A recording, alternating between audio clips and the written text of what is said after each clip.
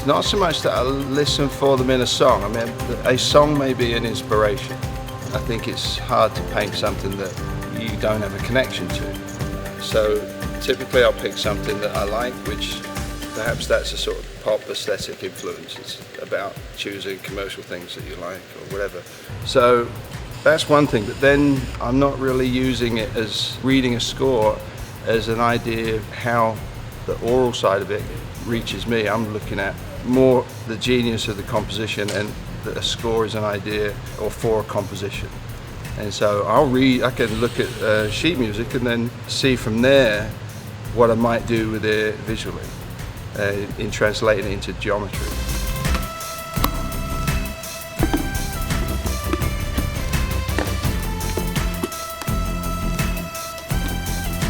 So I'm more concerned with sort of the genius of the mathematics of this theory of composition, and using an idea for, well, as it happens, it's for a musician to play a piece of music, but in my case I use it to maybe make something geometric and optical.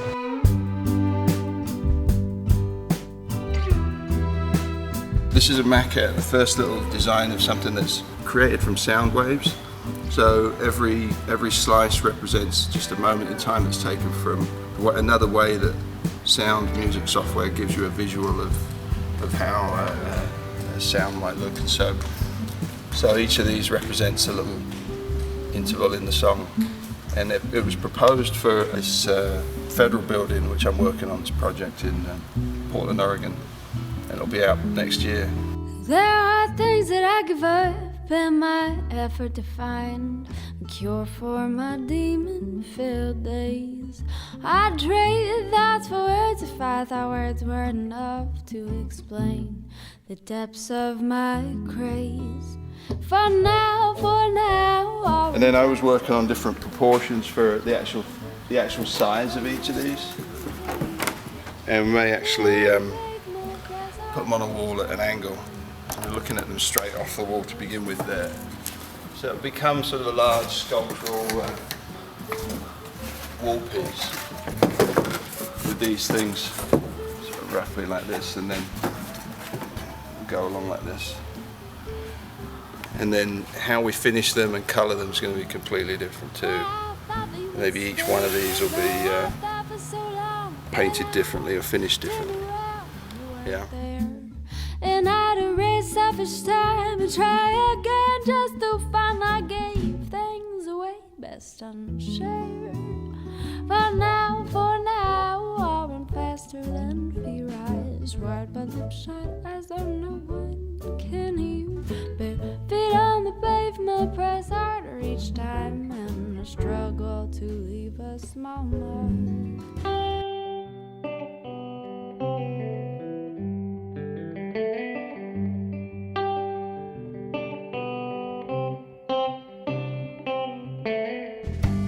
It is the first public work I've made. It is the first sculpture I've made. The idea came about, and I was sort of ready when the Smith Center asked me to paint a mural. Sitting on the couch with the telephone, I got something inside my head. I put some darts in all my thoughts. It's like I thought about something, again, more conceptual and more sustainable. They really need something that they've got a 250-year building, and they really need a work of art that is more sustainable than a mural might be. And I've been working on ideas for how I might make a three-dimensional work while I've been working on a couple of federal projects. We've been exploring different materials and what I might use, and I had come up with, knowing that painters use common materials like wood and cloth and canvas and paint, I wanted to use a common sort of material, as I ended up suggested with the steel pipe. So I know it's massive, but it's stuff that's readily available and off the shelf. Steel paint, steel poles and car paint, and it was the way I resolved to translate a score into a three-dimensional form, and suggested that rather than just paint a wall, that with this you'd have a variability in the three-dimensionality of it. I mean, there's more interactive way. You look through it, light can come through it, light bounces off it, and where I would make a painting and have gradations of colour into one another with the poles and the form, then I'd have a way to let light and shadow do that physically. And then to make something that you could make something more interesting and something that could be experienced differently from any angle. And to me, there was a lot of elements of this that made it ideal as a concept for a work in a public park. And so that's essentially how it came about.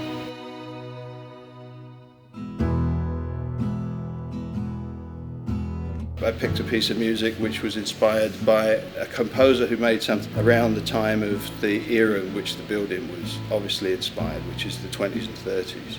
So it has this deco element. So I picked a composition by one of the classic American composers, Aaron Copland, and Fanfare for the Common Man, which has this sort of crescendo built into it, and that's the idea.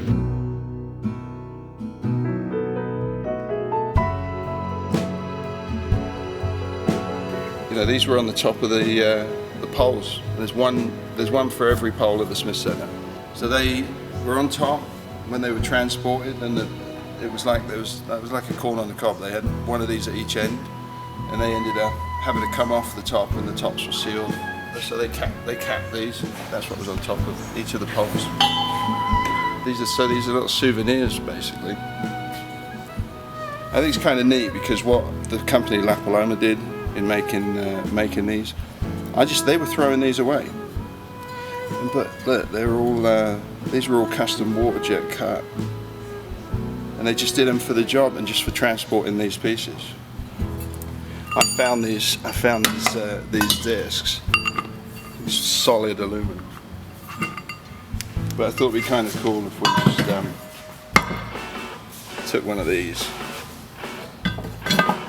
and combined it. Maybe we can make sort of a souvenir out of it and just save the things, yeah?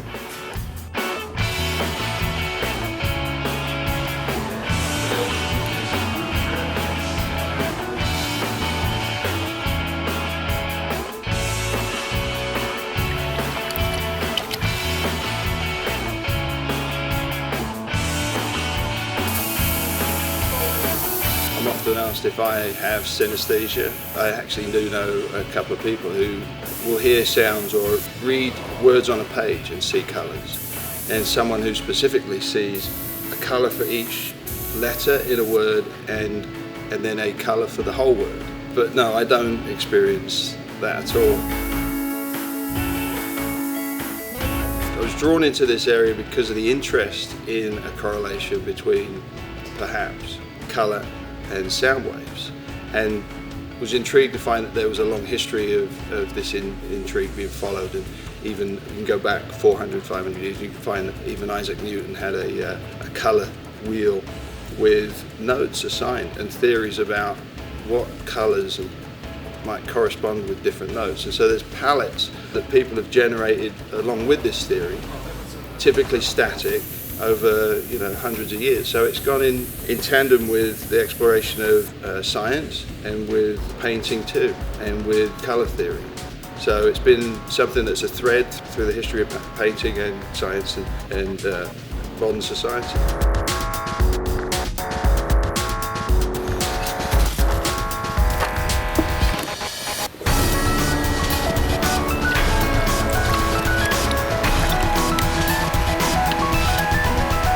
My take on it is that the nature of light and colour waves are so far apart that it's kind of like fitting a square peg into a round hole. It's just, the two don't actually fit. So if that's what you're attempting, and if it seems like that's what I'm pursuing, then I'm pursuing a lost cause. I won't make, for example, a middle red B, middle C, medium red and a middle C. For that, it always seems to be fluorescent pink or fluorescent yellow, tennis ball yellow.